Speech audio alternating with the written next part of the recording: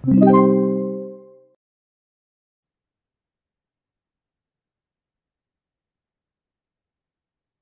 next situation.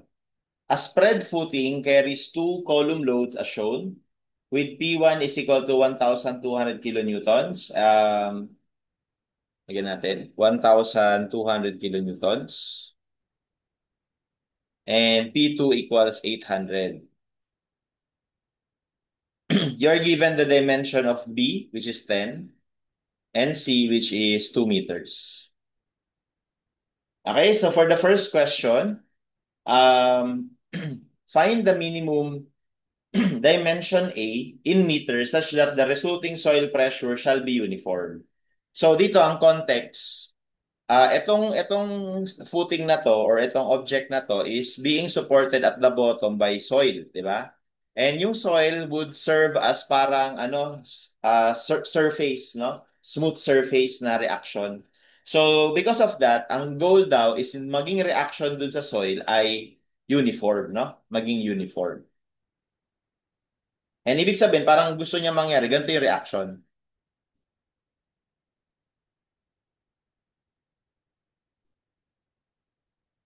Ganyan.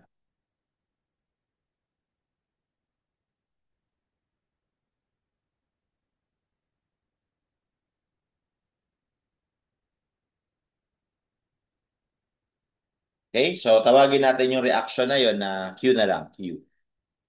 Okay? That is the soil reaction. So, now, ano daw yung A para uniform to? Kasi pagka yung A mo, let's say, masyadong maiksi, no? Masyadong maiksi. So, malaki kasi itong load na to eh. So, ibig sabihin, parang pwedeng mag-concentrate dito yung reaction tapos pag ganyan siya. Pwedeng maging ganyan, trapezoidal, o di kaya pwedeng maging triangular, ganyan. Okay, so ayaw natin nun. So gusto daw natin uniform siya. Yun yung sabi ng problem. Okay, so tinatanong ano to para maging uniform yan. Well, para makuha natin yung A na yan, so basically, we will apply the concept of moments, no? So, syempre, para masabi na ganito yung distribution niya. Kailangan pag nag-moment tayo kahit saang point, ay dapat mag-zero, no? Dapat mag-zero. Kumbaga dapat equilibrium, no? So if we would take summation of moment, gawin ko na lang yung sa left, no? Ito na lang dito na lang yung reference ko. Okay, so sa left. Okay, so dapat equal to zero. Okay, so starting off with P1, so we have by the way, assuming counterclockwise positive. So we have P1 1,200. Ang moment arm ni P1 would be A. Okay, so ito. So yan. Okay? Ang rotation ni P1 ay clockwise. So, ini-negative ko. Next, yung 800 naman, yung P2. So, 800. Ang moment arm ni 800, mula dito ay A plus 10. So, A plus 10. Okay? At ang rotation niya is also clockwise. Next, yung Q. So, di ba yung Q, kailangan lang natin kunin yung ano niya, resultant or yung equivalent force. So, equivalent force nun, tama ba na yung area nito? Yung area nung load, shape ng load. So, which is rectangle lang naman. So, ibig sabihin, yung resultant na to will just be Q times yung length nito, which is A, plus 10 plus 2, which is plus 12. Ganyan. Okay? So, that is the resultant. So, we have Q times A plus 2. Ang magiging rotation nito about the left side ay counterclockwise, so positive. And then we also have its moment arm. So ang moment arm niya dito, so dahil ang goal natin maging rectangle to, so ibig sabihin dapat yung centroid or yung location nito ay nasa centroid ng rectangle which is nasa gitna nung buong length. So ibig sabihin nasa half nito. So that's why we have to multiply here A plus 12 over 2. Ayan. And that is all equal to 0. Okay? At this point, parang wala tayong masasolve kasi ang unknown natin is yung A, pati yung Q. Hindi pa natin alam yung Q eh. Pero, pag gumamit tayo ng iba pang equilibrium equation, such as summation of forces, y equal to 0, then we can create another equation, no, to help us aid the first equation.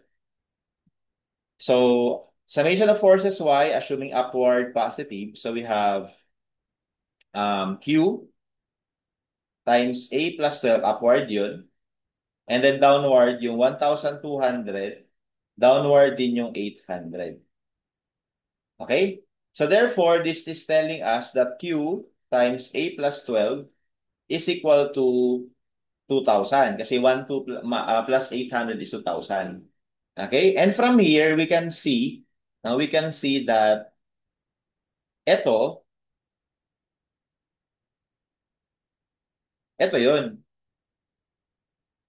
which is equal sa 2,000. So ibig sabihin, pwede ko to i-substitute dito. Okay? And kapag sinubstitute natin yun doon, wala nang variable na q. So we have 0 is equal to negative 1,200 a minus 800 a plus 10 plus 2,000 times a plus 12 over 2. And we can solve for a.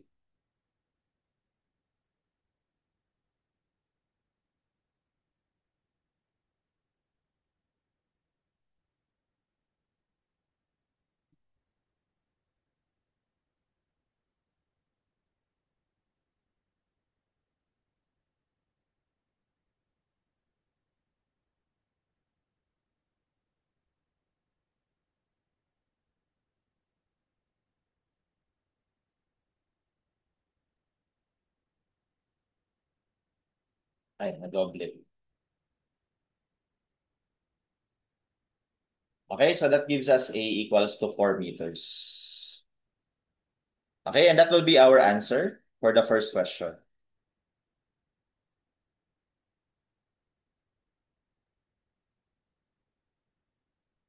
Next, you're given P1 equals 1,200 and P2 is also 1,200.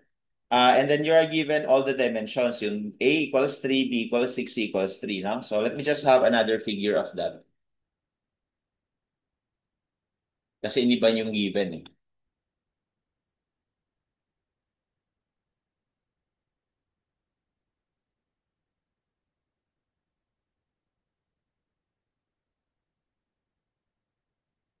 Okay, so sabi niya, ito daw ay 1,200. Ito rin. Tapos ito, 3 meters. Ito 6. Ito 3. Okay? And what can we notice, no? So we should notice na yung mga binigay na dimension tsaka loading gives us a symmetrical structure. Okay? Symmetrical structure because the loadings are symmetrical and at the same time the geometry is symmetrical. Okay? And when I say the geometry, what I meant is itong length na to, no? So which is 3, 6, 3. Tapos ganun din yung load. So kapag ganyan, then it is safe to say na yung magiging reaction dito ng soil would be uniform kasi nga symmetrical. So ibig sabihin, meron na naman dito reaction ng soil.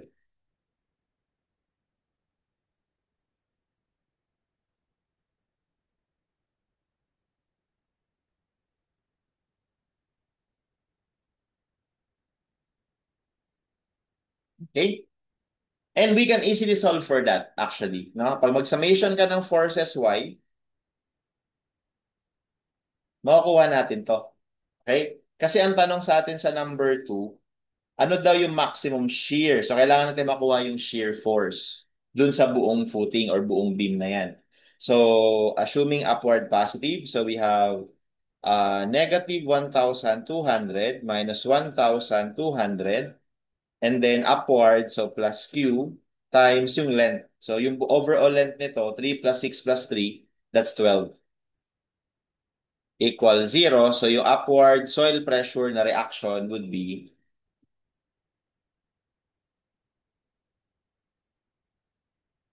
200. Ayan. So, meron na tayo ng upward pressure. So ngayon, para makuha natin yung shear, pwede tayong mag-drawing, pwede natin i-drawing yung shear diagram.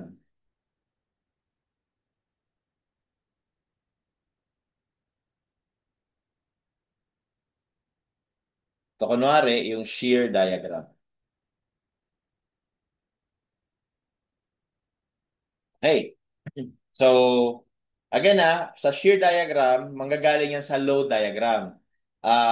Kapag yung load mo is in a form of a distributed load, yung value ng equivalent shear will be the area of that distributed load. Kapag naman yung load mo sa load diagram ay concentrated, then yung value ng shear is yun na mismo. I-add mo or i-minus mo yung concentrated force na yun doon sa specific point kung saan man yun nag-act. Okay? So, and then also, yung ang sign convention natin sa shear diagram is kapag yung load upward, okay, that is positive. Kapag yung load ay downward, that is negative. Okay? So, in this case, we have this load. So, from here, zero pa yan eh. Zero yung shear dito sa dulo. Tapos dito, meron tayong upward load hanggang dyan. Hanggang dyan lang kasi meron tayo dito concentrated eh. So, what is the value? So, yung area niyan, 3 times yung Q. Yung Q natin was 200. So, 3 times 200, that gives us 600. Positive. Kasi upward. Okay? So, ito ngayon yung shear natin. Okay? Ang connection nila is kasi itong load na to ay 1 degree. So, sorry. 0 degree rather. Kasi horizontal lang yung shape niya. So, ibig sabihin, dapat pagdating dito, ano na siya, 1 degree. Okay? Kasi linear. Now, after this, pagdating sa mismong exact na point na to, meron tayong downward concentrated load na 1,200. So, iba-minus natin yon. So, that is minus. So, ano yung kanina? 200 times 3, no? Positive. So, minus tayo ng 1,200. So, lalabas, that will give us negative 600. So, bababa tayo ng 600.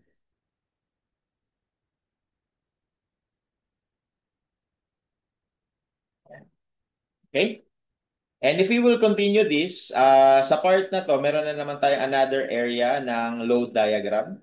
Hanggang dyan lang kasi meron ulit dito ang load. So, magpa-plus na naman tayo.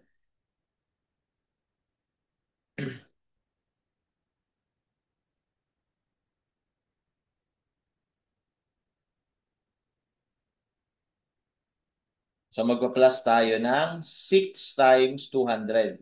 Yun yung area nung shaded region.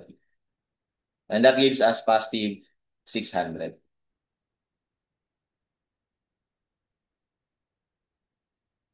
Once again, dahil 1 degree ito, so this is, sorry, dahil ito ay 0 degree, ito dapat ay 1 degree.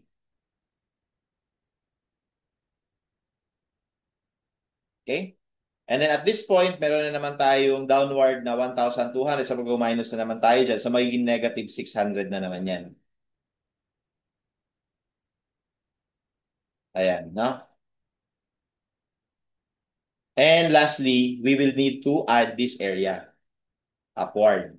So 200 times 3 plus 200 times 3. And that is 0. Dapat mag-0 talaga yun. Dapat mag-close yung shear diagram. And therefore, this is our shear diagram.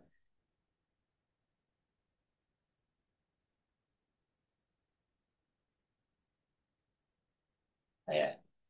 And apparently, yung maximum shear based sa shear diagram is 600.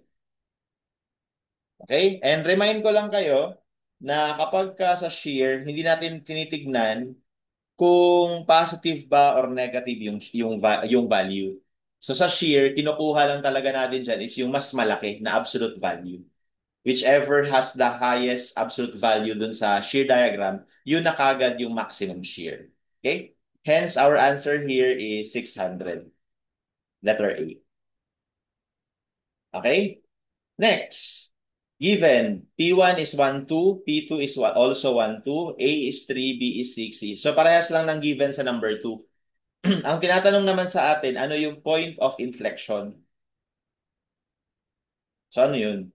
Locate the point of inflection from the left end of the footing.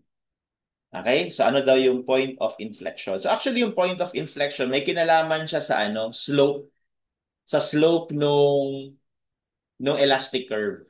Kapag nag-deflect, ito kasi parang ganito yan magde-deflect eh. Ganito. Ganyan yung deflection yan eh. Kasi ba meron kang downward na dalawang force, tapos meron kang upward na mga ano reaction ng soil. So parang deflection niya ganito. Okay? So ang tinatanong niya sa atin guys, ano daw yung point of inflection? Yun yung ano, zero ang slope ng elastic curve. Okay? Or that's one criteria. Pero in this context, dahil wala pa naman tayo doon, no? We can define yung point of inflection by finding out where is the point of zero moment. Okay, point of zero moment. Okay? So, yun yung point of inflection. So, ngayon, para makahanap yan, kailangan naman natin i-drawing yung moment diagram, di ba? Para mahanap na saan yung point of zero moment. Okay, so, well, um, dapat alam natin na yung magnitude ng moment is yung area ng shear diagram.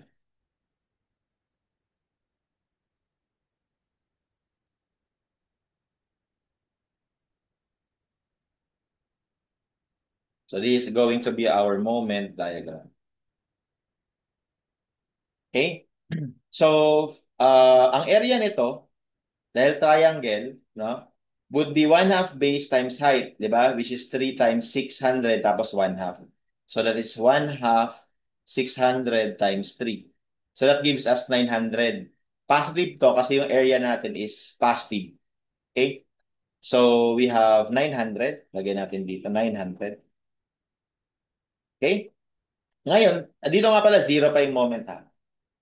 So now, how do I connect itong dalawang points na to? So, dapat, ano siya, kung first degree ito, magpa-plus ka na naman ng isa. So, second degree na dapat ito. Okay? Kaya lang, kapag second degree kasi, parabolic curve yun eh, kapag second degree. So, ngayon, pagka parabolic curve, dalawa yung option natin dyan. Pwedeng pa ganito yung connection mo, or pwedeng pa ganito. Okay, pa ganito, or pa ganito. Concave downward, or concave upward. Opening downward, or opening upward. So, alin dun? Okay? So, dito, ang concept niyan is dapat naintindihan natin na since ang area nito is yung value, ang area ng shear is yung value ng moment, ibig sabihin, para makuha natin yung value ng moment, in-integrate natin yung shear. Bakit integrate? Saan ang galing yung idea na integral or integrate? 'Di ba pag nag-integrate tayo, we are finding the area under the curve. And that's exactly what we did para makuha to. So ibig sabihin, ideally, ang moment is just the integral of the shear. Okay? So ibig sabihin, kung babalik ta rin natin, we can say that the shear is the derivative of the moment. Ayan. No? So, yan yung relationship nila. So, again, kaya ko nasabi kasi ito ay area of the shear diagram. Okay? Kaya integral ng shear, edi yun yung value ng moment. Ngayon, kung babalik na rin nga natin, yung shear, derivative naman ng moment. So ngayon, babalikan ko, ano ba ang definition ng derivative? Kasi sabi ko, kung ang integral ay calculating the area under the curve, ano naman yung kinocompute natin kapag ka nagdi-derivative tayo? And ang dinocompute po natin kapag nagdi-derivative tayo is the slope. Okay? Is the slope of the curve. So, ibig sabihin, yung value pala ng shear is yung slope ng moment. Okay? Ang value ng shear ay slope ng moment. Ngayon, ano yung slope? Siyempre, slope is inclination, di ba? Pag pinag-usapan natin yung slope, dalawang klase yan. Meron kang positive at negative slope. So, ito yung positive slope. no? Increasing, positive slope. Ito naman yung negative slope. Okay, so how do I know if the slope is positive or negative? Okay, so dahil alam na natin na ang value ng shear ay slope ng moment diagram, ibig sabihin, kung babalik ako ngayon dito sa diagram na to, sa point na to, ang slope dapat ng moment dyan ay equal sa value ng shear na to. Okay, ulitin ko ha, ang shear ay slope ng moment. So, ito yung moment. So, ano dapat ang slope netong moment na to sa point na to? That slope will be the value of the shear at the same point. And anong value ng shear sa point na to? Zero. Anong itsura kapag yung slope ay zero? So, di ba ang itsura kapag ang slope ay zero? Horizontal line. So, ibig sabihin yung slope dito, horizontal pa ganyan. Okay? Pag ganyan. No? So, papunta naman tayo dito sa kabilang dulo. Dito. Tayo dito. Dito, dalawa yan. Merong 600 parehas, di ba? Pero bago tayo malito, para masabi natin na ang pinag-uusapan natin ay parehas, ang pinag-uusapan lang natin dito muna ay nasa bandang kaliwa. So, kumbaga, left side ng 900. Di ba sa left side ng 900, ang shear mo, itong si positive 600. Kasi itong negative 600, ano pa yan eh, sa right side pa yan. Nakuha lang kasi natin to nung minus na natin yung 1,200. So, ibig sabihin, if we are only talking on the left side, ito yung left side, no? So, ang slope sa bandang left nito ay positive 600. So, dahil positive yun, ang itsura nun, ganito. Okay? That is the positive. So, ibig sabihin, ang itsura dapat ng slope natin dito, pag ganito. Yan, pag ganyan. Ngayon, kiko-connect ko yung slope dito sa left side. Tapos yung slope dito sa 900, yan. So, ganyan ang itsura nung tangents nila. So, ibig sabihin, how do I draw a curve na papasok dun sa criteria nitong dalawang tangent lines na to? So, dito, pag ganito, no? Tapos dito naman, pag ganyan. So, ibig sabihin, pag kinonect natin, pag ganito dapat. Hindi pwedeng pag ganito. Kasi dapat tangent to eh. Tangent, itong dalawa eh. Kasi di ba ang slope can be represented by the tangent line. So, ibig sabihin, ito ngayon yung itsura nung tangent dito. Ito na may itsura ng tangent dito. So, para ma-connect sila, dapat pag ganito yung curve mo. Okay? Concave upward. So, pag ganito. Okay? So, yan yung tinutukoy natin kanina na second degree. Okay. So, next. Pagdating dito, we have to subtract naman this area para makarating tayo dito sa point na to. Okay, so ano tong area na to? So wala pa tayo na to, no? So we can call this x. Well, actually, dito mahahalata na natin kung anong value ng x. Kasi kung x yan, dahil 6 to, so dapat ito ay 6 minus x. Tapos kapag sinolve natin yon, gagamit tayo ng ratio and proportion, di ba? Ng dalawang triangle na to. So they are similar. So lumalabas, this is 600, this is also 600. So it turns out na kung x to, dapat x din to. No? Pero ilagay ko na lang dito sa baba. So lumalabas, we have, o dito sa taas, we have x over 600 would be equal to 6 minus x over 600. So dito lalabas lang, x is equal to 3 meters. So 3 meters lang din to. So lumalabas, 3 meters din to. Okay, so therefore, yung area dito can now be calculated. So we have minus 1/2, base is 3, height is 600. And that gives us 0. So 0. 0. Ngayon, paano naman natin i-connect tong dalawa? Again, second degree dapat yan kasi first degree to. So dapat second degree na to. Pag ganito or pag ganito. Again, it's a matter of looking at the slope. So ulitin natin ha. Yung shear is yun yung slope ng moment. So sa point, after this point, dito sa bandang right side, ang value na ng shear, ito na, which is negative 600. Anong itsura ng negative na slope? Ganito. So pag ganito na yung slope dito, pag ganyan, no? Negative. Okay? Pagdating naman dito sa kabila, ano naman ang value ng slope dyan? Okay, titingin tayo sa shear. Ito ang value ng slope dyan. Anong value? 0. 0 ang value ng slope dyan. So dahil 0 to, o di ganito yun. Zero slope. So, horizontal. Ganyan.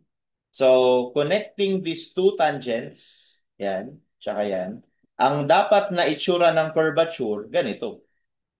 Okay? Ganyan. Okay? So, that's how we determine, no, yung mga curvature. So, next. Pagdating naman dito sa next point, as we can see, i-add na naman natin tong area na to. Ito, tong area na to. Okay, so i-add natin. So from 0, mag-a-add tayo ng 1/2 base times height, which is 600. And that is, again, 900. Okay, and paano ulit natin ito i-connect? So dito, 0 yung value. So ganito siya. Pagdating dito, ang value ng slope, 600 na positive. So ang itsura nun, ganito. Ganyan. So para ma-connect tong dalawa, ito tsaka to, gagamit na naman tayo ng ganitong curve. No? Hindi ganito. Okay, so we have, ayan. Okay? And lastly, ima-minus naman natin yung area na to. Okay? Which is ano lang, minus 1/2, base is 3, height is 600. And that should give us 0. 0. And same explanation kanina, ganito lang din yung magiging itsura ng curvature. Okay? So ito ngayon yung itsura ng moment diagram.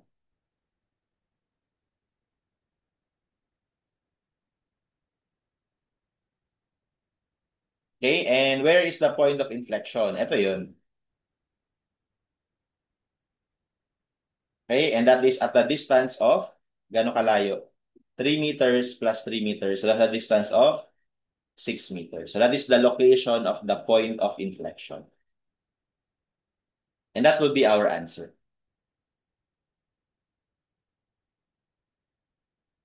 Okay? And that's how we solve this problem.